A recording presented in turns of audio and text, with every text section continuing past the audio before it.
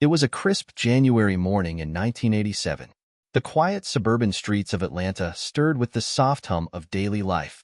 Neighbors exchanging greetings, children rushing to catch the school bus. In one of these neighborhoods, a beautiful socialite named Lita McClinton prepared to start her day. As the clock neared 10 a.m., the doorbell rang. Standing on the doorstep was a deliveryman holding a bouquet of pink roses and a box of chocolates, tokens of affection that would usually bring a smile. But within seconds of opening that door, Lita's world ended in a burst of violence. The neighborhood's peace was shattered. A single gunshot echoed, leaving a young woman lifeless on her doorstep and a community gripped by fear. At first glance, it seemed like a random act of cruelty, but as investigators dug deeper, they unearthed a far more chilling truth. This was no random crime. It was a calculated act of betrayal, rooted in greed and vengeance, orchestrated by someone Lita once trusted with her life. Lita McClinton was everything people admired: beautiful, elegant, and always the center of attention in Atlanta's high society. Born into a respected family, she seemed to have it all: charm, wealth, and a husband who was the envy of many. But in the shadows of her glamorous life, things were not as perfect as they appeared. Behind the smiles and the sparkling jewelry, Lita's marriage to James Vincent Sullivan was crumbling. What had once been a union built on promises of love and wealth was now a bitter battleground, where power, control, and greed played the leading roles. James, a millionaire businessman with a commanding presence, couldn't accept the thought of losing his grip on everything he had built.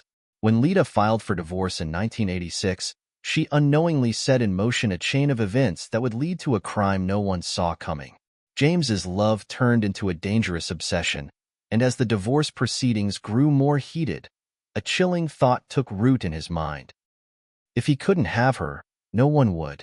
Asterisk on that fateful morning in January 1987, as Lita opened her door to a deliveryman, little did she know that the roses and chocolates were nothing more than a cruel facade. What followed would not only change the course of her life, but also expose the dark truth behind her millionaire husband's actions. A tragedy on the surface, an act of love gone wrong, perhaps, but as we dig deeper, we will uncover the disturbing reality that would haunt everyone involved for years to come. The question that looms over this case is simple yet chilling. How could a man, once so deeply in love with his wife, turn so violently against her? And how did he escape justice for so long? Join us as we unravel the shocking twists and uncover the deadly plot that led to Lita McClinton's tragic end. If you're fascinated by the world of true crime and want to uncover more shocking stories like this one, be sure to subscribe to True Crime Mysteries, your destination for the most chilling, well-researched, and captivating true crime narratives. Don't forget to hit the notification bell so you never miss a twist in the case. Now, let's continue unraveling the mystery behind Lita's tragic death. Lita McClinton was not just another name in Atlanta's social scene. She was a fixture, a woman who radiated elegance, sophistication, and charm. Known for his wealth was well established, and he quickly became a key figure in the local business community. The couple's union seemed perfect, but appearances can be deceiving. Beneath the surface, the cracks in their marriage began to show. James, once an ambitious, driven man, began to change. As Lita continued to grow in stature and success, her husband seemed to become more possessive, controlling, and distant. The dynamics in their relationship shifted. Lita, who had always been the more social of the two, began to feel confined by James's increasing need for control. He wanted to dictate every aspect of her life: who she spoke to, where she went, even what she wore. The lavish lifestyle they led was starting to feel like a gilded cage. The tipping point came in 1986, when Lita made the decision that would change everything. After years of feeling trapped, she filed for divorce. For many, this was a sign of a woman finally taking control of her life. But for James, it was an unforgivable betrayal. He couldn't stand the thought of losing her, of losing the life they had built together. Lita's desire for independence ignited a fury in him that would soon escalate beyond words. As the divorce proceedings progressed, the cracks in James's facade deepened. To the outside world, he was still the successful businessman with everything going for him. But behind closed doors, he was a man unraveling.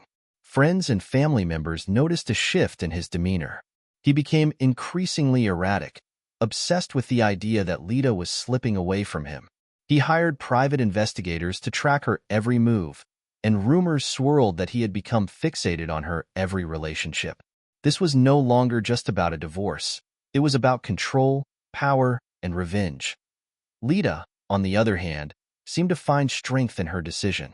She was ready to move on, to embrace a future without James.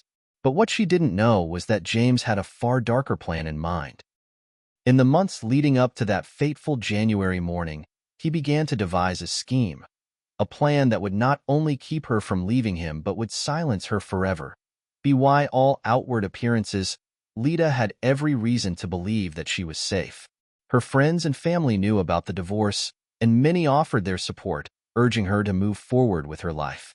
But the man who had once promised to love her had transformed into someone she no longer recognized. And as the days passed, James's obsession with keeping her in his life grew more dangerous.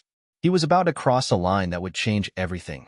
It was January 1987, when James decided that the only way to get Lita back was to eliminate her completely. And so, he began to put his plan into motion. It wasn't just about killing her. It was about destroying everything she had worked for. He knew that the police would initially see the crime as a passion-fueled murder, but what they didn't know was that this was the final act in a carefully calculated plot. As Lita stepped out onto her porch that January morning, she had no idea that her life was about to be taken from her. The pink roses, the chocolates, gifts that should have signified love and affection, were merely a cruel distraction. It was all part of James's plan to make her feel safe, to let her believe that nothing was wrong. And as she opened the door to receive the delivery, the life she had built would come crashing down in an instant. But James's plan didn't go exactly as he had hoped. The investigation into Lita's death would reveal a much deeper, darker story than anyone had imagined. And the question that remained was not just who killed Lita McClinton, but why James Vincent Sullivan, someone who had everything to lose, would resort to murder to hold on to it all. Stay with us as we dive deeper into the shocking twists of this case in the pursuit of justice that would take nearly 2 decades. What happened behind closed doors? How did a man so desperate to keep his wife end up betraying everything he stood for? When the authorities arrived at Lita McClinton's home on that cold January morning, they were confronted with a scene that seemed almost too familiar. A beautiful woman, struck down in the prime of her life, surrounded by nothing but the remnants of a supposed romantic gesture, roses and chocolates. But something about the scene didn't add up. This wasn't the crime of a jealous lover, a sudden fit of rage. It felt calculated, deliberate. The initial theory was that Lita's death had been a tragic crime of passion. The evidence pointed to the possibility of a lover's quarrel gone terribly wrong. But the more the investigators dug, the more they began to question that theory. There were no signs of forced entry. The killer knew Lita, and she had opened the door willingly, as though expecting the delivery. This wasn't the work of an outsider. And soon, all eyes turned towards someone Lita had once trusted implicitly, her husband, James Vincent Sullivan, AT first. James's alibi seemed solid. He claimed to have been at his office, and there were witnesses who had seen him there. But something in his demeanor raised red flags for investigators. His behavior was cold, almost detached. While his wife's body was still warm, James was already orchestrating the aftermath, contacting funeral homes and making arrangements. It was almost as if he had expected this to happen, as though it was part of the plan. His response to Lita's death wasn't that of a grieving husband. It was that of a man who had something to hide.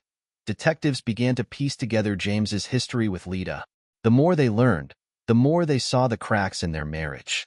Lita's decision to file for divorce was not just a personal rejection. It was a direct threat to James's carefully curated world. The idea of losing control, losing the wealth and status that came with his marriage, was something James couldn't bear. The thought of Lita moving on, finding happiness without him, became unbearable. And so, the plan was set into motion. James had been planning this for months, maybe even longer. He had hired private investigators to follow Lita, monitoring her every move. He had tapped into her personal life, watching her interactions, waiting for the perfect moment. But his plan wasn't just about eliminating her. It was about sending a message to everyone who might try to take what was his. Lita was a symbol of the life he had built, and if he couldn't have her, he was determined to destroy her legacy, to erase her from his world completely. The investigators found something chilling during their search of James's home. An unusual amount of insurance policies, each one listing Lita as the beneficiary. But there was one that stood out. It was a large policy, taken out just months before Lita's death. The payout was substantial, enough to set James up for life. The financial motive was clear. James had everything to gain by Lita's death, not just emotionally but financially as well. It seemed as though the man who had once promised to love and protect his wife had, in reality, been planning her death all along. As the investigation continued, the detectives began to connect the dots. James's obsessive need for control over Lita's life had turned into something far more dangerous. He had become consumed by the idea of maintaining his wealth and status, willing to go to any lengths to keep his grip on the life he had created. And it wasn't just about love, it was about power. James wasn't just trying to win Lita back. He was trying to make sure no one else could ever take her place. She was his, and he would do whatever it took to keep it that way. But even with all this mounting evidence, there was still one thing missing: proof. While the motive was clear, the detectives needed hard evidence to tie James directly to the murder. The case seemed to be slipping through their fingers. And just when they thought they had hit a dead end, an unexpected break in the case would lead them down a path no one could have predicted. The breakthrough came when a local informant, someone who had worked with James in the past, came forward. The informant revealed that James had been seen with a handgun in the weeks leading up to Lita's death. It wasn't just any handgun. It was a weapon that James had purchased just a few months earlier, and it matched the type of bullet used in Lita's murder. With this new piece of evidence, the investigators were finally able to build a case against James Sullivan. But even as the evidence mounted, James continued to deny any involvement in his wife's death. His alibi remained consistent, and he maintained that he had nothing to do with the crime. He played the role of the grieving husband to perfection, fooling many of those around him. But the detectives were no longer fooled.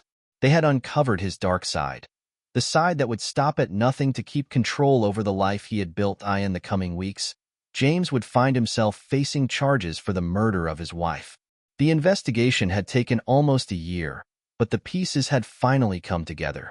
The man who had once been seen as a pillar of success in the Atlanta business community was now the prime suspect in one of the most chilling cases the city had ever seen. The case of Lita McClinton's murder would not end with an arrest.